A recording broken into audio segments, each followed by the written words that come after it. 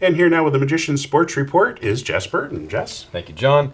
So after picking up their first win of the season over Shepherd Hill 55-8, the Magicians football team went on the road to face North Andover, and they had another dominant performance on both sides of the ball, winning 37-6. Finn Gallup and Colt Wales again split time at QB, with Gallup going 5 for 6 for 91 yards and a touchdown pass to Ryan Golden. Yandel Garcia led the team in rushing and scored his third touchdown in the last 2 games. Crew Monaco led the team in receiving, and Brady Selve, Bernardo Banis, and Finn Gallup all had rushing touchdowns. The team has their bye week this week, so their next game is at home Thursday, October 10th at 7, and we will be there. After losing their only game last week, the Magicians volleyball team went 2-1 in 3 games this week to improve their record to 7-4. They beat Danvers 3-1. Then they had a very tough road game at Reading, winning in 5 games. Sammy Walker had her first double-double with 17 kills and 15 digs. Greta Sachs was also fantastic with 11 kills, 3 blocks, and 7 aces.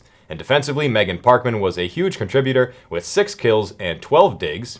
The team is ranked number 23 in Division II as the records stand now, and they finished the week on the losing end of a 5-gamer with Masco 3-2. This was a game in honor of Heather Walker, mother of Magicians player Sammy Walker, who passed away over a year ago from brain cancer. And before the game began, the teams combined had raised over $4,400 for pediatric brain cancer. The boys soccer team is currently ranked 7th in the state in Division II with a 6-2-3 record, with all 3 of those draws coming in their last 4 matches. The 4th of those was their highest scoring output and largest win of the season, 7-0 over Salem. Miles Fontella Tuttle had a hat trick to take him up to 8 goals on the season. Dave Magan had a goal and an assist, and the other goals were scored by Mark Grisato, Yuri Volkov, and James Akhtarov. Then MHTV covered their next game versus Peabody, and it was a very physical game under the lights that played to a 1-1 draw. The Magicians' only goal was a penalty kick by Miles Fontella Tuttle, his 9th goal of the season. Druker's lead pass to Fontella Tuttle. He's taken down by Simpson, and it's going to be a penalty kick.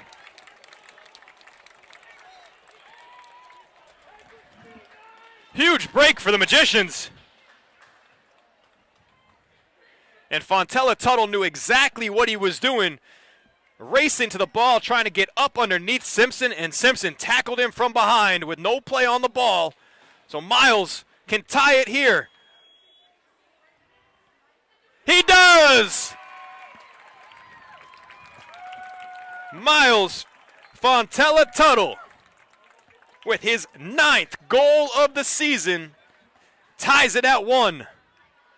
For being a solid leader in net, Rory Zampies was named our Marblehead Sports Shop Player of the Game.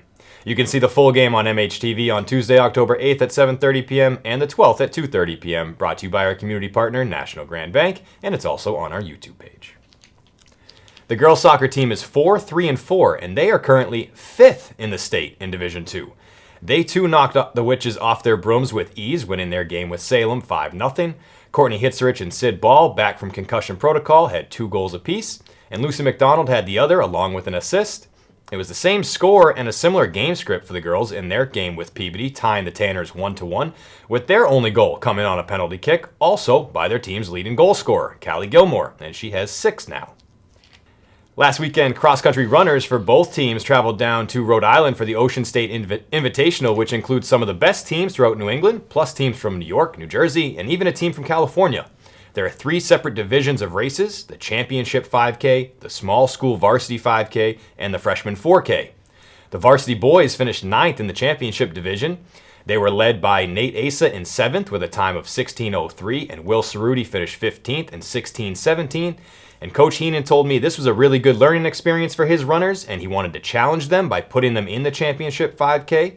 He said if he had put them in the small school race, he believes they would have won easily. But he also believes, as many coaches do, that you need to compete against better competition to improve yourself, and he thinks that the runners did that in this top race. For the girls, they had Mari O'Connell place 11th in the championship race. This was her toughest test of the season, and Coach Hurley, he said that she was happy with the result. Evelina Beletsky shined in her 5K debut, finishing 82nd of 252. And in the freshman race, Marblehead had 2 runners win medals, Ruby Asa in 13th and Evie Becker in 25th. The field hockey team lost both of their games this week, which drops their record to 2-6-1. They suffered their second 6-1 loss of the season in their game versus Beverly.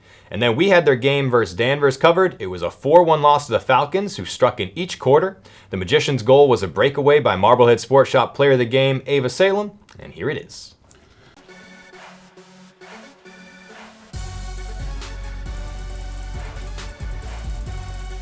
Salem shook off a defender. It's a 4-on-0 for the Magicians.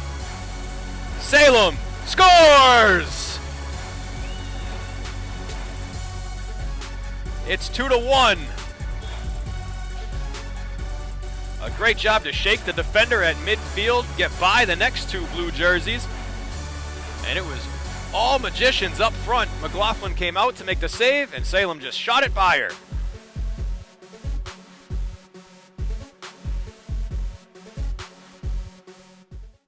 You can see the game on Monday, October 7th at 7:30 p.m. and Saturday the 12th at 1, brought to you by our community partner, National Grand Bank.